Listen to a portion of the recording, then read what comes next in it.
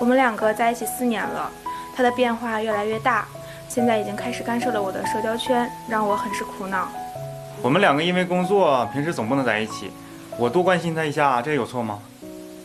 我平时出差，他总是不能够理解我，还拦着我不让我去，已经影响到了我的工作。我和他说了好多次，他总是不肯改。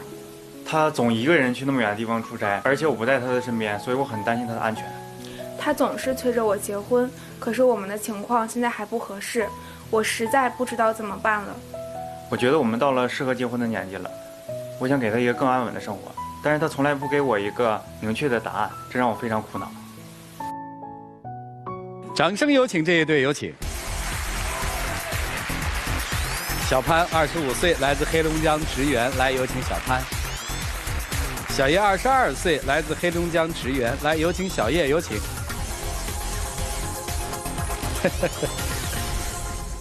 欢迎两位啊！今天是女生要来的哦。来干嘛呀？就是我们两个吧，其实也是相处了4年多了，然后就是，但是他我就觉得这4年前后的变化特别大。相处了4年多了。对，我俩大学同学吧，得是。就在一个地方，都在哈尔滨上学，但不是一个学校的。哦。就我们两个是在那个。一起旅游，我一起旅游认识的，然后跟一个团。对，在怎么说呢？我们刚开始相识的时候，就他这个人就比较善于交际吧，我觉得。我和我的朋友，我闺蜜，我们两个去玩，就11那年刚上大学，假期嘛。然后他也是他和他朋友们好几个男生，就我们一唠都一个地方上学的嘛，就更亲切。然后他就挺照顾我们的，包括后来旅游完了回去嘛，然后也有很多交集，就留微信了。然后留完微信之后，他线下就找过我们玩儿，也是带着我和朋友们唱歌啊什么的，然后带我们滑雪、吃饭，然后他还挺爱运动的，爱健身。其实我对他挺有好感的。后来就是他也是对我表白了，然后又追求我，我就跟他同意在一起了。当时追我的时候在学校挺好的呗，然后就是也是早上有时候就会给我送早餐，然后会帮我舍友们带，然后我身边朋友就都觉得他可好可好的了，然后我也很幸福。其实就有一次我记得一个事儿，上学的时候嘛，我们有一个自己小群，就总在一起玩嘛，还有我的闺蜜，然后他就说，要好好照顾我们两个，然后说要养我们两个，就大概这意思。我就总带我们玩什么，我就我就和她认识的时候，就和她的闺蜜也算是成为朋友了嘛，我们都一起玩，都是在那个旅行社认识的。然后我就觉得也是为了她觉得有面子嘛，然后当时也是一个玩笑话，就像朋友的口吻说的这么一句，然后她就特别当真。这也是就上学的时候，我还是可以吧，因为我的朋友们我还挺放心的。不是你闺蜜没当真吧？我闺蜜就是总跟我说，哎呀，她真好啊什么的，我心里挺不得劲儿的。她是这样就非常有面子嘛，我也是想在她面前表现一下。你这也太过分了！你还养她闺蜜，你养得活她们，还养你真是。就是重点就是说，现在我工作了嘛，然后对，有工作了。对，然后她的工作就特稳定，她就国企嘛，就是朝9晚5的。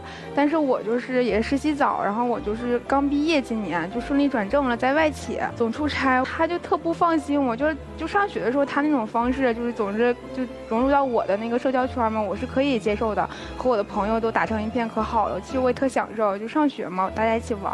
但是现在她就是会看我的微信有没有新的朋友、新的同事，然后她就会会去加他们，然后就说他是我的男朋友，我就觉得我现在工作了，对，也不是这么是就是嘛，我主要是就没安全感了是吧？对他，因为他毕竟一直在学校里，然后刚刚步入社会，我是比他大，所以我提前也进行工作了，比较有社会经验。而他就是很容易相信人，然后我就先想了解一下他的朋友，也是为了他的好。而且他这工作总外地出差，我和他的父母也沟通过，他父母也支持我，说告诉他换工作，找一个安稳一点。相对于，他总不听。哦。但是问题就在于他。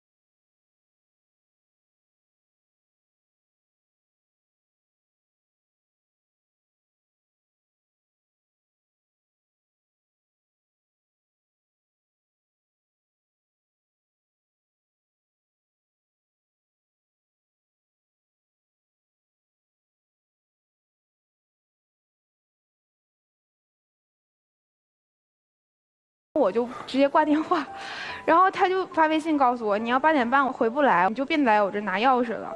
就是我钥匙是放他那儿的，因为我就确实挺丢三落四的，然后总出差，钥匙以前丢过，挺不安全的。你们俩等于不住一起？我是工作是到他的城市去工作的，然后他就是在他家附近，然后给我租了一个，也是租个房子。哦，然后你屋子的钥匙在他那儿？啊，对。我们之前说好了嘛，让他8点之前。为什么设在8点呢？就是他5点下班的话，5点到6点吃饭，6点到8点自由活动，就可以了呀。当时就是我们结束，其实9点多，也没有多晚，而且他总觉得我出差和客户吃饭呀什么，就是。他总觉得不安全还是怎么的，然后不是这样的，主持人，她真的是一个特别单纯的一个女孩子。她曾经在学校就是被骗过2次，很容易相信人。最严重的还有更严重的吗？其实我俩之前分过1次手。为什么分手？有一次也是我就是出差，因为我心情也不好，有时候压力大，我就不想理他了，就算冷战吧。我就有2天没联系他吧，他给我打电话我就不接了，我就懒得接，然后他就报警了，好像就是后来我接到一个陌生电话，就是我随手接的，警察问我一些什么情况，安不安全，我就赶紧上一边接了，我就觉得这个事我就实在是接受不了了。我当时真的很着急，而且他的父母也联系不到他，实在没办法了，然后才给警察打电话。然后你咋跟人说呀？都已经2天联系不上了呀。哦，失联2天，报失踪人口。是啊，那实在没有办法。那个时候他在外地出差，也不是他。可能是因为之前的事还和我生气，还不告诉我去哪儿，然后我和他的父母都非常着急，然后就分了是吧？然后就是对我同事们还以为我咋的了，我就感觉太尴尬了，然后我就回去又跟他吵，就是我们俩有点争吵嘛，我就说，就可能有点受不了到我的极限了，我说就冷静冷静嘛，我也挺忙的，就是我俩就算是和平分手了吧。后来怎么又和好了呢，姑娘？就是其实我俩在一起也这么多年了，就是他肯定有他的好嘛，就其实让我觉得挺踏实的吧。然后我确实挺胆小的，以前就我回家呀都是他接我嘛。就有一次就是我们那个小区就是因为是新建的，就物业还不太完善，然后就听说什么小区遭盗了，还说什么有坏人做记号，我就特别害怕。然后那天还下雨，雷雨交加的，然后我就特别害怕嘛，我就给他打电话了，然后就可能就慢慢就和好了。哦，那现在怎么样啊？还是这些事儿困扰着你们吗？就他管你吗？哎，就是怎么说呢？女生哭了啊，这泪水里面有好多的无奈，其实啊，各种吧。然后我们2个和好之后吧，我觉得他还是有问题的，就是。哎呀，现在可能我们也约法三章了，他就换一种方式吧，然后就对，然后就可能会，发状态呀什么的。但是他的朋友圈里其实有很多我的朋友，因为他当时上学的时候也和我好多朋友同学都玩的挺好，我们，然后那个同事也是，他也后加过嘛，就发些状态什么，哎呀又联系不到我了，又是什么注意保暖啊什么的，我就觉得在艾特我一样。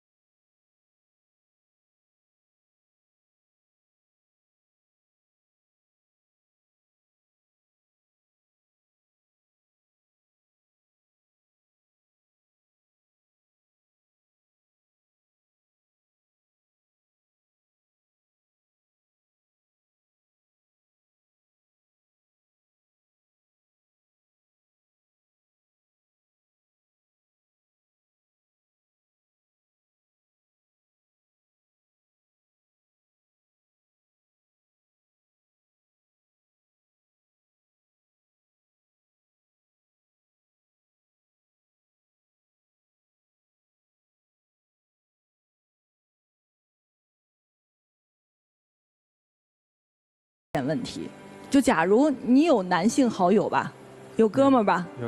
如果有一天这个女孩跟你出去，还有你的哥们儿在场，她挎着你哥们儿的胳膊，你什么感觉？肯定不行。那你要养她的闺蜜，这不是一样吗？我觉得更严重。她晚上8点钟下了班之后，如果8点01分就进不了家门了，如果她今天晚上想去逛超市，逛到9点了，进不去的时候，邻居会怎么想她？哎呦，这小姑娘8点钟回家就进不了家门了，然后这还没结婚呢，你看看她男朋友就把她管得死死的，多没面子！你凭什么呀？人家有嫁给你的自由，也有离开你的自由，所以我是觉得这个男生特别空虚。你怎么平常没事儿干吗？然后你平常你没有朋友吗？你8点钟是不是就只回家？然后你没有8点钟以外的任何的可以交友的朋友是吗？因为我会觉得你自己没有好朋友，你没有完善的社交圈子，你不能够体会，其实一个人在8点钟之后也可以有很多正常的交往和社交，你体会不到。我特别害怕你在如果真的跟他结婚之后，你会变本加厉。所以我是觉得，其实今天啊，我觉得应该你做一个选择。你觉得如果你没有信心改掉自己这种管控的坏毛病的话，你就别出来耽误人家这姑娘，因为我觉得她过得非常不幸福。然后她才22岁，我特别相信她接下来说32岁、42岁、52岁的时候，她该怎么熬这接下来的几十年啊？这太痛苦了。我觉得一个人从来没有自由的生活过，这是一件特别委屈，就是特别没有人道的事情。所以我觉得，请你考虑一下，好不好？秦总。听说你要和他结婚是吧？是足够爱他了吗？是。还是想换一种方式更好的拴住他？你是真的爱这个女孩吗？那你试图去真正的了解她吗？这种了解不是说要了解她的工作圈、朋友圈，甚至于还要照顾她的闺蜜，决然不是。你根本就不够了解她，不了解就会引发什么呢？不信任。你会觉得他的生活你不了解，真正的工作生活不了解，自己的私生活不了解，所以你就会觉得他在背着我做什么事情，没有信任，同时呢方式又是简单粗暴型的，所以你要先懂他的心。如果现在不懂，你要努力去做到懂，明白吗？至少不能做一件事情，不能只是简单的把所有注意力放在他的行踪上，不真正放在如何去了解方面。女孩呢，如果但凡他身上还是有你想要的东西，或者说你想给他一段时间，也给自己冷静下来考虑一段时间的话，至少我觉得3件事你要做到。第一，你要直接的告诉他，如果你再犯类似1、2、3的事情，我们绝对就没有以后了。说到做到，不能光说不做，一次又一次的妥协原谅。第二，来点热处理。就你也让他把你的时间表一天都在干什么，在游戏里都干了什么，给你交代，自主的交代。你看你能不能适应这种管控的生活？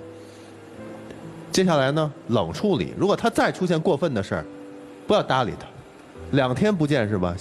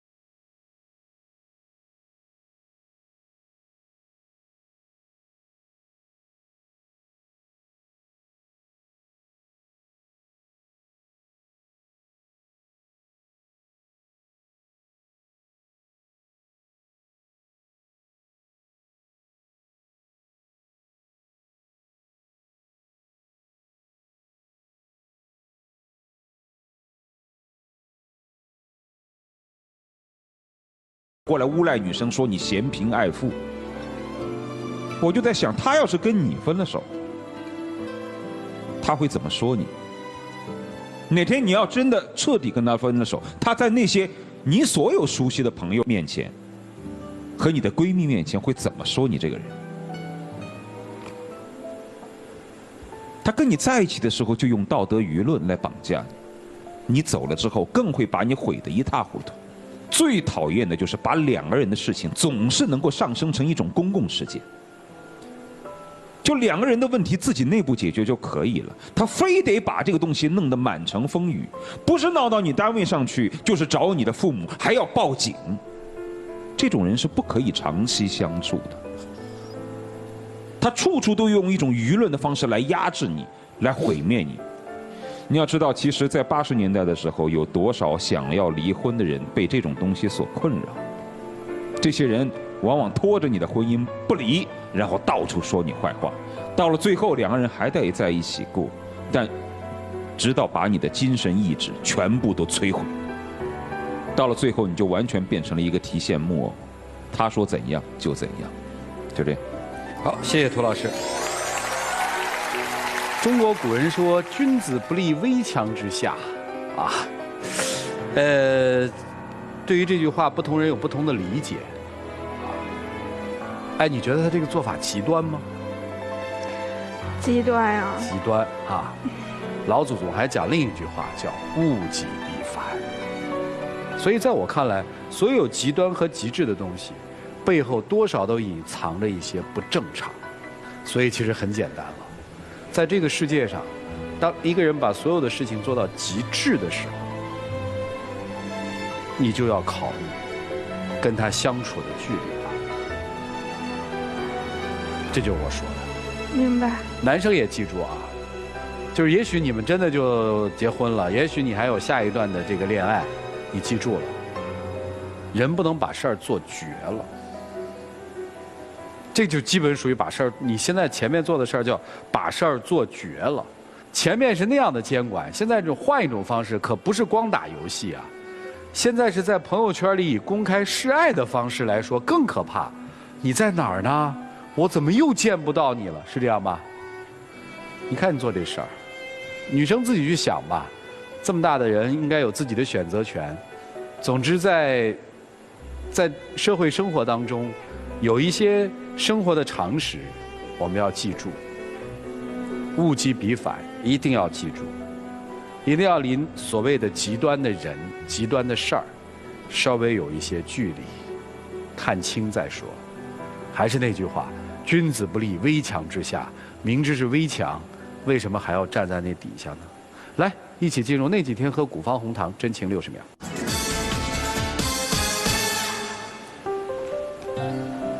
其实就像我们当初说的那样，在学校里说好了毕业要结婚，但是我还不太清楚，那可能是我做的有哪些不对，但是我希望，你还记得我们曾经的诺言。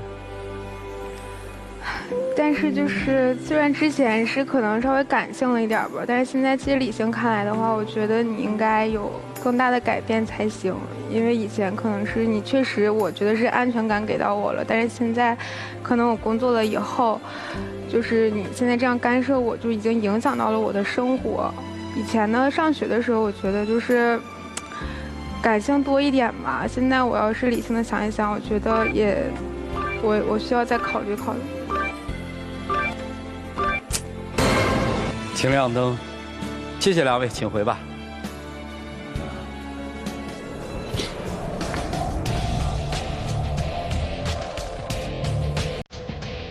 就来看一看这对嘉宾自己是如何选择的吧，请开吧。